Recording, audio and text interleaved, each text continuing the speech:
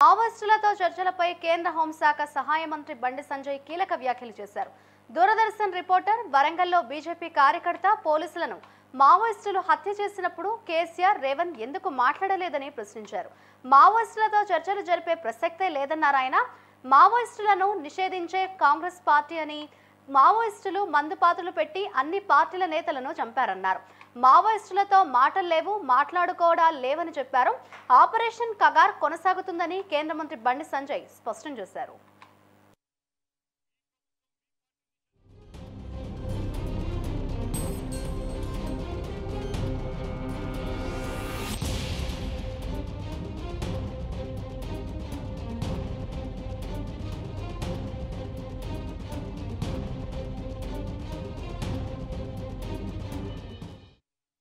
Operation Kagar విషయంలో ఇప్పుడు వాళ్ళ చేత తుపాకులు ఉంటాయి, మావోయిస్టుల చేతిలో తుపాకులు ఉన్నాయి. దాన్ని రాష్ట్ర ముఖ్యమంత్రి గారు ఏమంటారు, సామాజిక కొంత చూస్తున్నట్టారు. ఇది ఎక్కడ పద్ధతి? వాళ్ళ చేతిలో తుపాకులు ఉన్నాయి, వాళ్ళు మైండ్స్ని పెట్టిండ్రు పోలీసులు చంపడానికి. మీ కాంగ్రెస్ పార్టీ ప్రభుత్వమే మావోయిస్టులను నిషేధించింది. కాంగ్రెస్ పార్టీ ప్రభుత్వమే నిషేధించింది. మీ ప్రభుత్వం మీ పార్టీని నిషేధించినటువంటి దాన్ని మీరు పడుచుకోకుండా దాని సామాజిక కొంత చూస్తున్న రాష్ట్ర ముఖ్యమంత్రి చెప్పడము, మంత్రులు దీన్ని ఖండించడము, ఇది మంచి పద్ధతి కాదు. దమ్ముంటే ధైర్యం ఉంటే రాష్ట్ర ముఖ్యమంత్రి గారిని చలో మావోయిస్టుల నిషేధం తొలగించే దమ్ము మీకుందా? మరి ప్రజలు తిరగబడతారు ఇవాళ. కానీ దాని గిరిజనుల పేరుతోని దాన్ని చూడడానికి మంచి పద్ధతి కాదు. గిరిజనులు ఎవరు పోలీసులను చంపరు, గిరిజనులు ఎవరు మైండ్స్ పెట్టి బ్లాస్టింగ్ చేయరు, గిరిజనులు ఎవరు అమాయకులను చంపరు, గిరిజనుల చేత తుపాకులు ఉన్నాయి. కాబట్టి అనేక మంది అమాయకులను చంపిర్రు. కూడా దాని మీద ఈ సంఘాలు ఎప్పుడు మాట్లాడాయి.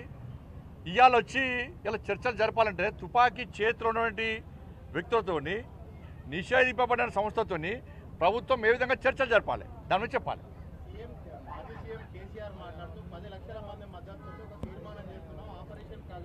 10 లక్షల మంది వచ్చిన అన్న మీటింగ్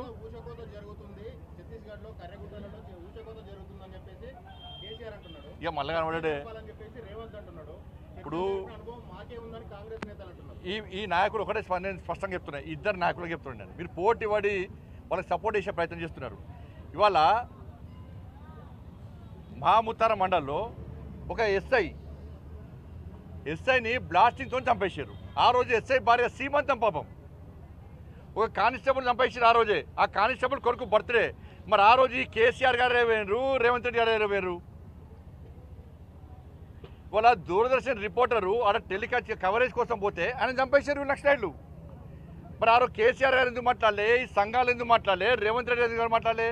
అరే వరంగల్ జగన్మోహన్ రెడ్డి మా కార్యకర్తను చంపేశారు, జాతీయ జెండా ఎగరేసి చంపేశారు, అప్పుడు ఎందుకు మాట్లాడలే? వీళ్ళు మధుసూదన్ గౌడ్ని చంపేశారు, అప్పుడు ఎందుకు మాట్లాడలే? రామన్న గోపన్న చంపేశారు, అప్పుడు ఎందుకు మాట్లాడలే? మీ కాంగ్రెస్ పార్టీ నాయకులను చంపేశారు చాలామంది.